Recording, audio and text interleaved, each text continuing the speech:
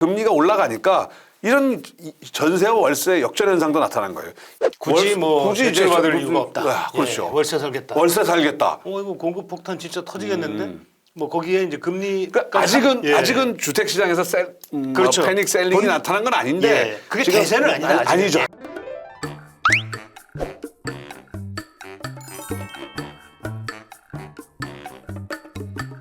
네, 오늘은 저희가 이제 제목 보시면 이제 패닉 셀링.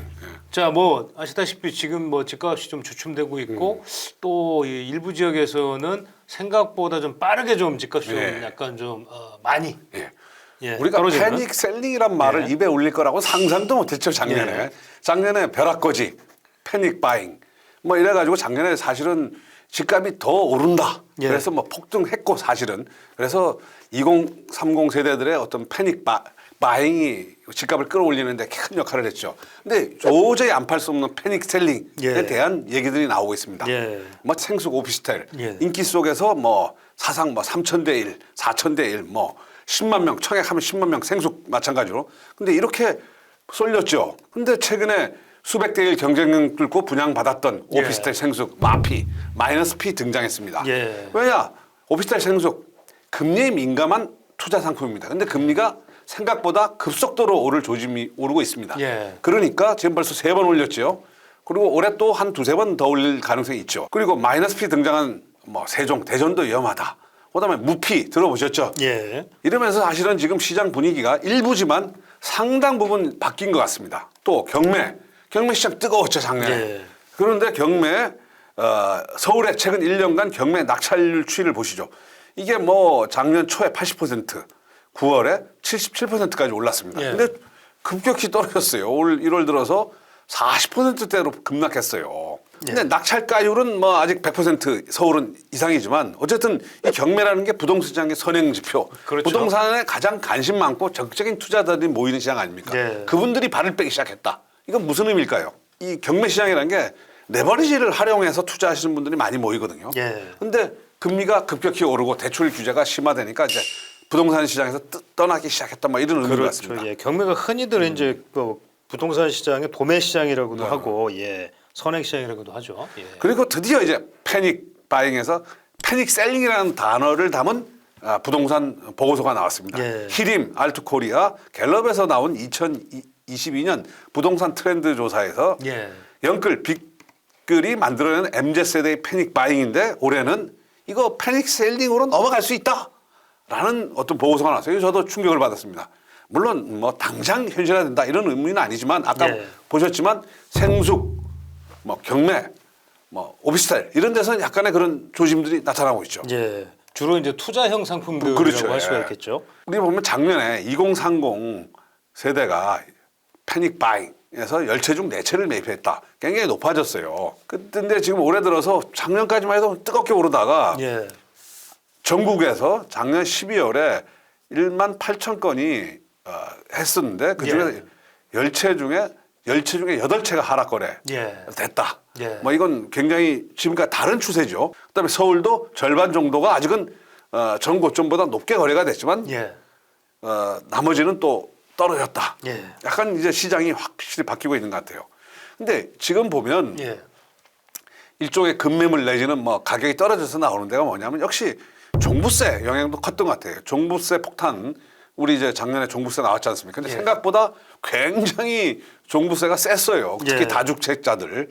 그래가지고 지방 소형 아파트들 세금 폭탄 맞은 다주택자들이 서울은 뭐 똘똘한 한 채라고 놔두고 이제 다주택을 회피하기 위해서 지방부터 매물을 내놓고 특히 이제 이 투자가들이 법인을 만들어가지고 투자를 많이 했잖아요. 갭 투자한다고 지방에다가 했던 분들이 또 지방의 아파트를 내놓으면서 어떤 지방 외곽, 서울의 지방과 수도권 외곽에서부터 어쨌든 매물들이 나오기 시작한 건 맞는 것 같아요. 갭 투자자들도 역시 자기 돈만으로 한 게 아니기 때문에 금리나 대출에 민감한 어떤 부동산 상품인 것 같습니다.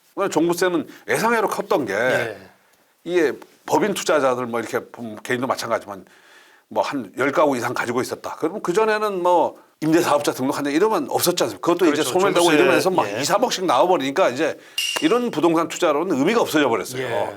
자, 그래서 이제 이게 패닉 바잉 몰린 지역부터 집값이 이제 흔들거리고 있는 거예요.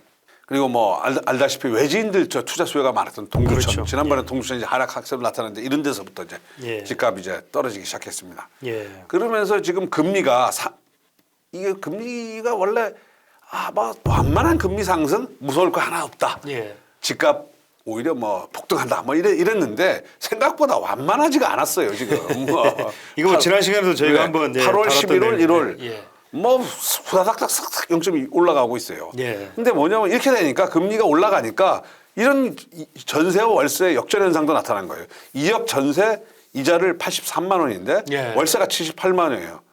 그렇게 되면 굳이 굳이 이제 대출받을 이유가 없다. 그렇죠. 예. 월세 살겠다. 월세 살겠다. 예. 그렇게 되면 뭐냐면 이런 현상이 뭐냐면 원래 집주인 입장에서도 저금리 때문에 월세를 고집했는데 이렇게 예. 되니까 집주인이 약간 고르면서 월세와 전세 사이에 어떤 균형이 이루어지면서 예. 전세를 끌어올리는 것도 이렇게 좀 전세 가격 상승이 좌되는 거 아니야 이런 전망들이 나오고 있어요. 그래서 또 가장 큰 게 뭐냐면 올해 집값 폭등론의 근거가 뭐냐면 전세 대란 아니었습니까? 그렇죠. 예. 근데 지금 방학 이사철인데도 전세값이 마이너스 1억 떨어졌다든지 뭐 혹은 뭐 안양같이 이제 예. 입주가 늘어난다든지 송파도 입주가 좀 늘어나면서 전세 가격이 좀 안정이 되고 있어요. 이게 물론 제일 이제 우리가 우려하는 게 7월인데 예. 2년 임대차 그렇죠. 보호법이 2년인데 어쨌든 지금 분위기로 보면 전세 시장도 생각만큼 그렇게 대란이 일어나지 않을 수도 있다. 예. 그 이유 중에 가장 큰 이유가 역시 금리인 것 같아요. 금리가 오르면서 전세 가격이 워낙 오르는데 금리가 오르면서 예. 역시 금리와 전세 시장이 연동을 하는 경우가 있으니까요. 갭 투자의 성지들 보면 뭐 많이 떨어졌어요. 수천만 원씩 떨어져 3억 하던 게 예. 작년 8월 3억 하던 게 연말에 6억 3천, 2억 6천 3백 예. 이렇게 가지고 뭐 거의 굉장히 많이 떨어진 거죠. 예. 그다음에 주은청설 한번 했었죠. 안성시. 이거 저희가 기억이 나네요. 여기 물론 가격 자체가 1억대니까 뭐 한 2천만 원 빠지면 서울 같으면 많이 빠진 거 아니지만 예. 여기 한 뭐 10% 이상 빠진 거예요. 그렇죠. 그러니까 이쪽에서도 이제 무너지기 시작하는 거 아니야. 갭 투자로 빌라 50채 산 세 모녀, 예. 보증금 안 준 피해자 50명에서 경찰에서 이제 수사 받고 뭐 이런 거 있는데 이 금리 인상에 직격탄을 받은 거예요. 이런 거 언제 이런 기사들 많이 보셨죠? 이게 예전에 그 침체기 예. 대표적인 하우스 푸어 나오고 네. 했던 이제 그 시절 그러니까 이 금융위기 때 이렇게 많이 그렇죠. 그러니까 지금 나왔었는데. 그렇게 간다는 게 아니라 예. 조짐들이 상당히 뭔가 이렇게 작년과는 확연히 다른 분위기를 예. 느낄 수가 있어요. 이게 무슨 금리 인상과 정부의 대출 규제인데 금리 인상이라는 게 우리 정부 혼자서 결정한 게 아니잖아요. 예. 미국 금리가 확 올라가면서 우리 한국에 따라 올라가는 거니까. 그러면 자 이제 작년에 이제 연말까지 우리가 2022년 집값 폭등론을 주장하시는 분들이 많았어요. 예. 그 근거가 뭐냐면 완만한 금리 상승론. 예. 근데 지금 와서 보니까 연말 연초 보니까 급격한 금리 상승. 그다음에 과잉 유동성이 집값을 끌어올린다고 그러는데 뭐 긴축, 대출 규제. 그래서 유동성 축소로 넘어가고 있어요. 예. 그다음에 전세 대란. 예. 가장 우리가 전세가 결국 서울 입주 물량 부족에 의한 전세 대란. 그다음에 집값 폭등. 전세 시장이 안정 조짐을 보이고 있어요. 그다음에 가장 이제 한 게 입주 부족론. 근데 지금 대통령이 우리 뭐 다음에 또 하겠지만 두 후보가 예. 갑자기 공급 폭탄론 경쟁을 벌이고 있어요. 그렇죠. 예. 그래서 야 우리는 지금 제일 걱정했는데 지금 두 후보가 그러니까 누가 대통령이 되든 간에 공급 폭탄이 터질 수밖에 없다. 그러면서 뭔가 물량 부족에 대한 우려를 약간 좀 해소하고 또 이제 정부가 사전 청약 입주는 안 되지만 일단 청약으로서 물량을 풀어버리면 또 심리적으로 내 집 마련 수요를 분산시킬 수 있으니까 완전히 좀 상황이 바뀌는 것 같아요. 그러면서 이제 또 나왔던 게 이게 예. 지난 5년간 집 반드시 사라 외치던 전문가들이 이제 태세를 전환하기 시작했다. 예. 홍춘호 예. 유명한 뭐 상승론자였는데 2달 전에도 부동산 집값 내년에도 오를 것 같은 이유 그래서 가능하면 막 빚을 크게 내지 않는 집을 사라고 하셨는데 예. 요 매부리 TV와의 뭐 인터뷰에서 예. 올해 집 사기는 이미 늦은 시점 아니냐 뭐 이런 예. 말씀을 하셨다고 합니다. 예. 뭔가 좀 다소 조금 예. 물론 아직도 뭐 여러 변수들이 있어요. 예. 뭐 할 수 있지만 부동산 시장이라는 게 부동산 시장 내 논리만 가지고 결정되는 게 아니거든요. 예. 지금 뭐냐면 자산시장의 쇼크, 회사 코뿔소도 엎쳤다. 예. 회사 코뿔소 예상된 그거예요. 리스크인데 미국발 금리 인상, 긴축 예. 이런 것들 오면서 지금 뭐 우리 주가 뭐 4천 달려간다 하던 그다음에 10만 전자 하던 게 갑자기 확 떨어져가지고 지금 7만 전자에다가 그다음에 주가도 지금 다시 2,800으로 물론 주가 다시 회복될 수도 있지만 기본적으로 이런 어떤 금융시장이라든지 이런 쪽에 요동치고 있는데 이런 영향도 이제 받기 시작한 것 같아요. 물론 여러 변수들이 있어요. 가령 뭐 대선에서 어떤 지금 후보들이 또 이제 내놓는 것들이 이제 재건축 규제 완화 이런 것들도 내놓고 있고 그다음에 종부세 완화 또 내놓고 있으니까 아직 분석이 없지만 지금 현재로서 우리가 보기에는 뭐 저희들이 여러 번 했지만 작년 네. 하반기부터 했지 않습니까? 네. 이미 조정의 가능성 올해는 조정 장세로 이어질 가능성이 높다. 예. 그러면서 지금 현재는 아직 그 패닉 셀링의 어떤 가능성까지 나오는 정말 연초부터 좀 얼어붙고 있는 것 같습니다. 네. 그러니까 그만큼 지금 시장 분위기는 이 좀 하루가 다르게 좀 변화하고 있다. 네. 이렇게 좀 볼 수 있을 것 같은데 특히 지금은 사실은 어떻게 보면은 조금 그 관망하시는 분들이 좀 많다. 시장에. 그렇죠. 예. 예. 근데 이제 이 관망세라는 게 결국은 아까 얘기하신 이제 자칫하면 패닉 셀링 쪽으로 네. 그냥 확 기울어져서 예, 갈 수도 있을 수도 있다.